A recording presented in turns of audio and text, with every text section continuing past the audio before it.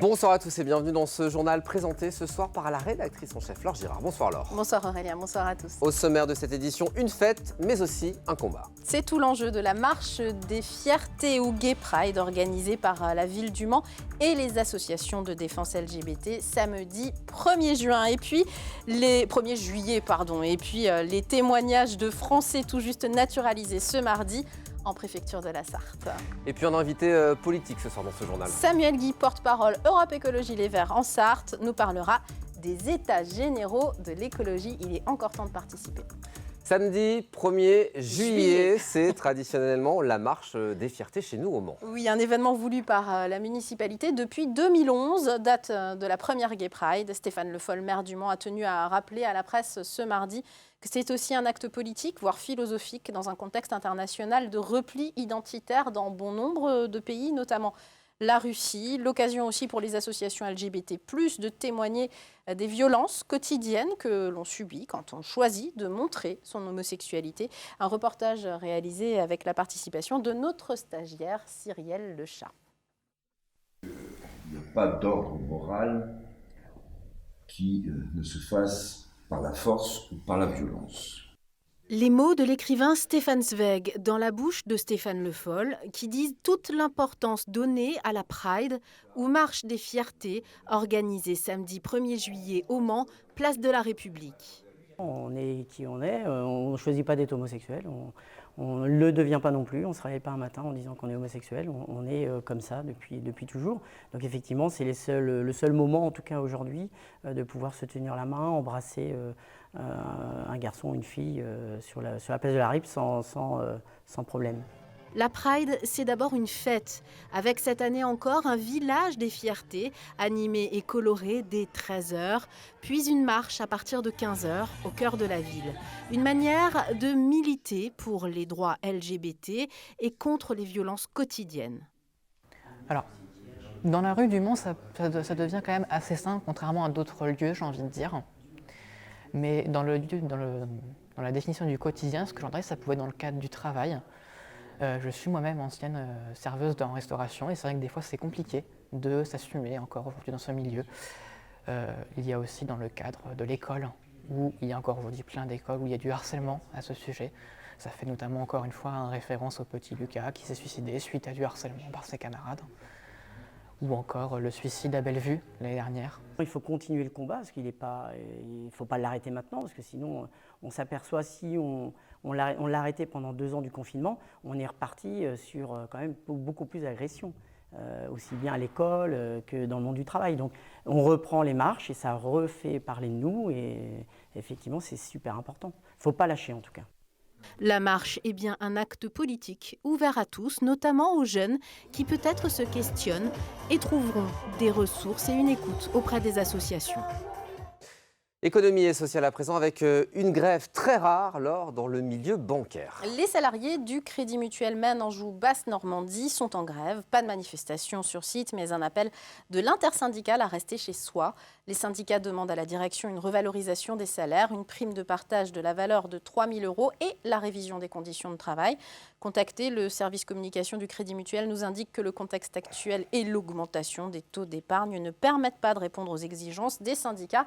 La direction propose un versement des primes en octobre 2023 ainsi qu'une augmentation de la masse salariale de 5% en 2024. Aucun accord n'a été trouvé ce jour. Les salariés, eux, ont prévu de retourner dans leur bureau mercredi. Plus de 300 personnes étaient présentes hier, ce lundi, au Salon Connect. Le rendez-vous annuel des solutions numériques qui s'intéresse désormais au numérique responsable, capable de réduire son empreinte carbone. Des rencontres, des conférences organisées par plusieurs collectivités, dont le Mans Développement à l'abbaye de l'Épau. Mais aussi un focus, et vous les voyez, sur une initiative pilote dans notre région, les passeports fibres. Une charte de qualité délivrée aux sociétés et aux techniciens qui déploient la fibre sur le territoire et qui la branchent chez vous, par exemple. Alors pourquoi ce nouveau label? Élément de réponse avec Franck Prali, l'un des responsables d'Axione. C'est l'entreprise délégataire de services publics pour Sarthe Numérique, dont l'un des opérateurs partenaires est Sartel. On l'écoute.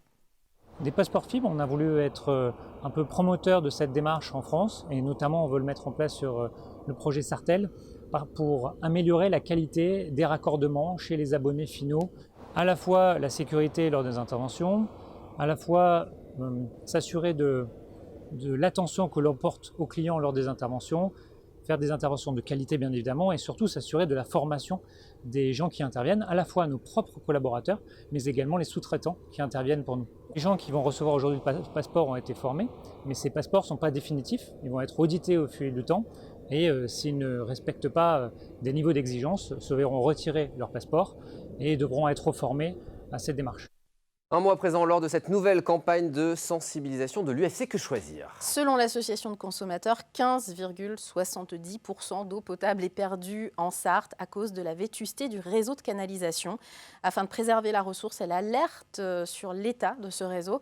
Et alors que des sécheresses sont annoncées, notamment chez nous en Sarthe, l'association demande donc au pouvoir public de mettre en œuvre un véritable plan de rénovation de ce réseau. Et puis un projet avorté dans la commune de Chéréo. Oui, on vous en parle régulièrement. C'est une information Ouest France. Les projets d'implantation éolienne de Chéréo et Cormes sont pour l'instant retoqués par le tribunal administratif de Nantes, qui a rendu sa décision finale vendredi 23 juin. La raison, la préservation de plusieurs espèces de chauves-souris qui viennent chasser sur le territoire. Rappelons que le projet comportait 4 éoliennes et faisait l'objet d'une forte opposition de la part d'associations locales comme Vent du Perche, que vous avez vu à l'image. Allez, place à notre invité. Ce soir, on reçoit Samuel Guy, le porte-parole Europe Écologie Les Verts dans notre département et aussi conseiller départemental. Soyez le bienvenu sur notre plateau. Oui, et on va parler des états généraux de l'écologie, Samuel Guy.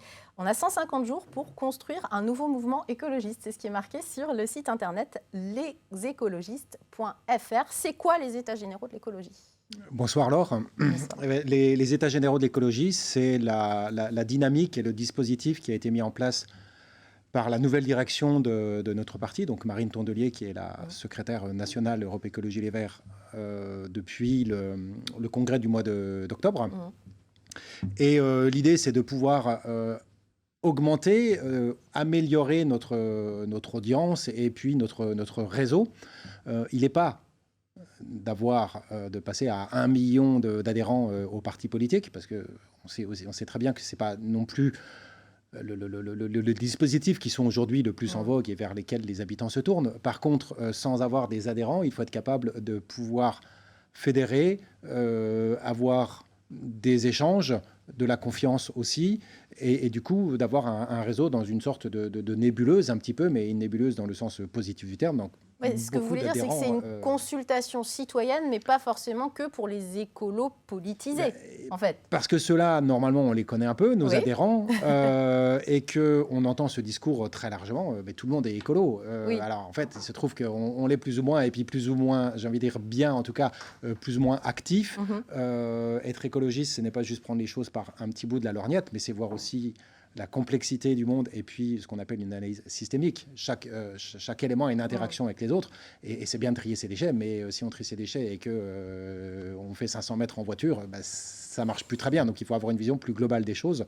Et vous allez essayer de prendre les bonnes idées. Finalement, c'est une consultation citoyenne, c'est ça ? L'objectif n'est pas de faire un programme politique. L'objectif est tout d'abord de savoir ce que les Françaises et les Français attendent d'un parti politique écologiste. Très clairement, Europe Écologie Les Verts est un parti politique. Et va rester un parti. Et va rester un parti, a priori, mais un parti qui va avoir une audience plus large. C'est un parti dont l'objectif est de diriger des villes, des communautés de communes, de diriger des régions, des départements, pourquoi pas au-delà. Pas forcément de diriger tout seul, d'ailleurs, parce qu'on ne croit pas être hégémonique. Il faut être capable de faire des alliances et de trouver des compromis avec d'autres forces qui sont proches de nous sans être des copier-coller des écologistes. Et c'est le but du parti politique. Par contre, le parti politique doit s'appuyer sur une base et il doit s'appuyer sur un fonctionnement qui répond aux attentes des gens qui sont prêts à voter pour lui ou qui aujourd'hui hésitent et se disent « Ah, j'aime bien les écolos » parce que quasiment la moitié des Français ont une sympathie pour le parti écologiste et ne passent pas toujours le pas dans les élections. Donc il faut qu'on trouve qu'est-ce qui bloque, qu'est-ce qui ne fonctionne pas, qu'est-ce qui pourrait mieux fonctionner, quelle est l'image, quels sont nos défauts, Ça quelles sont nos fait forces. partie de la stratégie aussi dont vous nous parliez il y a quelque temps, vous en général, Europe Écologie Les Verts en Sarthe, de s'ouvrir à tous les territoires. Peut-être qu'à un moment, Europe Écologie Les Verts a été considéré un petit peu comme trop bobo, centre-ville, etc. Et d'ouvrir à la campagne, aux banlieues, des gens qu'on a moins entendus, peut-être peut-être moins écoutés à Europe Écologie Les Verts. C'est vrai que c'est ce qui ressort. Alors on le sait déjà, ça revient quand même de par les premiers résultats de la consultation que nous avons lancée. Il y a le côté de la géographie, effectivement, le côté urbain versus le monde rural, sachant qu'il y a aussi des maires écolos en ville, sachant qu'il y a aussi beaucoup de gens, des agriculteurs et de tous les gens qui vivent en ruralité, qui ont aussi un comportement et qui ont envie de faire autrement. Enfin, moi, je voyais là, dans une commune où il y a des problématiques de fermeture de gare il n'y a pas longtemps, les gens disent mais nous on s'est installés ici parce qu'il y a une gare, on veut aller en train et on ne pourra plus. Et pourtant on veut de moins utiliser notre voiture. Donc ce sujet il est réel. Après il y a aussi ces questions de classe sociale parce qu'on a une image aussi plutôt CSP+, de gens un peu diplômés, qualifiés. Et là, tout le monde peut participer. Et c'est l'idée. Tout le monde peut participer selon un processus qui est un petit peu long, mais il y a un premier processus de consultation. Donc on a dit 150 jours, ça fait 5 mois. Dans les faits, c'était un peu plus du fait de toutes les manifestations sur la réforme des retraites, avec un questionnaire en ligne qui permet aussi à chacun déjà de s'exprimer sur des choses simples. Et si vous voulez, je le dis parce que on n'a plus le temps, il y a un cahier de doléances également. Vous pouvez faire des écrits, des messages vidéo, des messages vocaux, des courriers, une expression libre. Une expression libre. Et tout ça sera utilisé pour faire en septembre une convention de refondation. Voilà, avec des ateliers thématiques sur certains sujets, puis une convention citoyenne. On l'a mis, lesécologistes.fr. Merci d'être venu nous en parler. Merci à vous. Et puis pour finir ce journal, Laure, c'est un jour important pour certains de nos compatriotes. Ils ont obtenu leur décret de nationalité française. Des hommes et des femmes qui vivent en Sarthe et qui ont vécu un moment de fierté et d'émotion. Colin Ancel. Un moment inoubliable et symbolique. On entend la Marseillaise, rien que dans les matchs de foot, j'ai les frissons, on sent qu'on est français, quoi. La demande, je l'ai fait depuis 3 ans et c'était stressant, on attendait les délais et tout ça. Mais bon, là c'est acquis, donc c'est rassurant. Houssine est tunisien d'origine. Comme lui, 30 personnes originaires de 18 pays différents reçoivent leur décret de naturalisation, qui fait d'eux des Français aux yeux de la loi. C'était émouvant en tout cas. Pour moi, ça veut tout dire. Je vis dans un pays qui m'a accueilli, qui a accueilli mon père et ma famille, mes frères et sœurs. Et aujourd'hui, c'est vraiment quelque chose de très important pour moi de concrétiser ça en devenant française. Un rappel des valeurs du pays, des symboles de l'État et la réception de ce décret sous les applaudissements de la salle. Une intronisation officielle et solennelle. Ça m'a ému de pouvoir aussi partager avec la France en ce qui concerne les valeurs et aussi les devoirs que moi je souhaite bien plus tard pouvoir voter et aussi faire le choix comme les autres Français aussi en tant que citoyens. Des nouveaux droits et devoirs qui vont permettre à toutes ces personnes de se sentir encore plus intégrées dans un pays qui les a accueillis parfois depuis quelques années.